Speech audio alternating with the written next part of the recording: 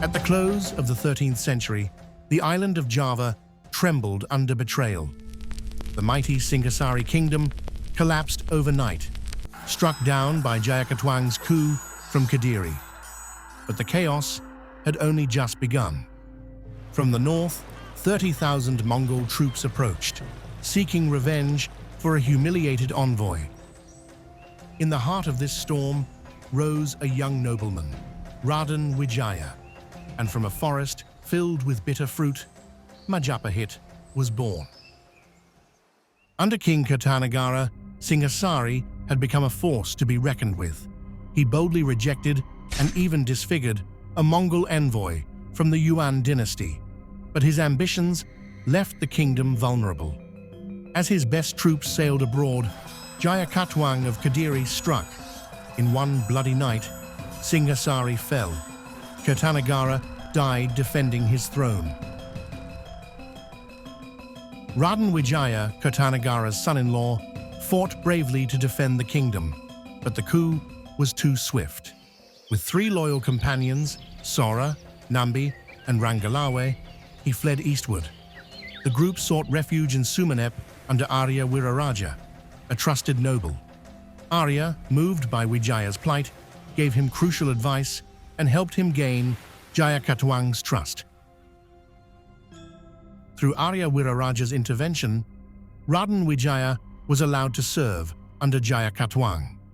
He was granted a remote region called Tarik Forest.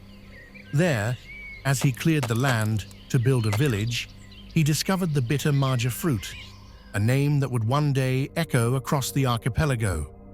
But Wijaya had not forgotten the coup.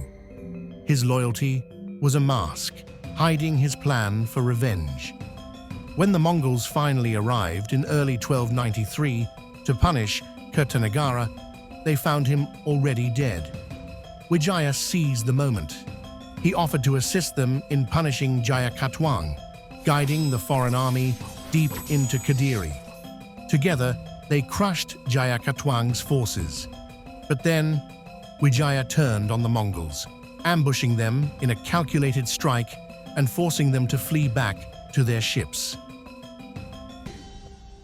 With both Kadiri and the Mongols out of the picture, Raden Wijaya laid the foundations for a new kingdom. The settlement built in Tarik Forest, once a simple act of survival, would become the seed of a vast empire. The name Majapahit came from the bitter fruit that grew abundantly there, Maja. On November 15th, 1293, Raden Wijaya crowned himself as its first king, Kartarajasa Jayawardhana. In time, people from former Singhasari and Kadiri lands began to settle in Majapahit, bringing with them new strength and unity. Majapahit was not born of peace, but of betrayal, strategy, and the bitterness of war. According to Pararaton and Nagarakretagama, Raden Wijaya was the son of Dia Lembu Tal, a descendant of Singhasari royalty, and had roots in the Sundanese kingdom. His bloodline gave him legitimacy. The name Majapahit, bitter Maja, held deep symbolism, strength forged through hardship, and survival through betrayal.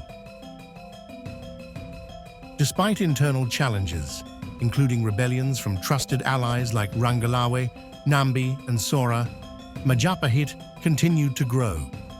These early years were marked by trials, but they led to strength. As a maritime power, Majapahit opened ports, built fleets, and engaged in diplomacy. The kingdom evolved into a unifying force across the archipelago. It was not just a realm, it was a vision of unity. From a forgotten forest and a bitter fruit, Majapahit rose to become a symbol of greatness in the archipelago. Its story is one of strategy, bloodshed, vision, and resilience. In the next episode, we'll step into Majapahit's golden age under Hayam Wuruk and Gajah Mada. It is there that the oath of Palapa was sworn, and the dream of a united Nusantara came alive.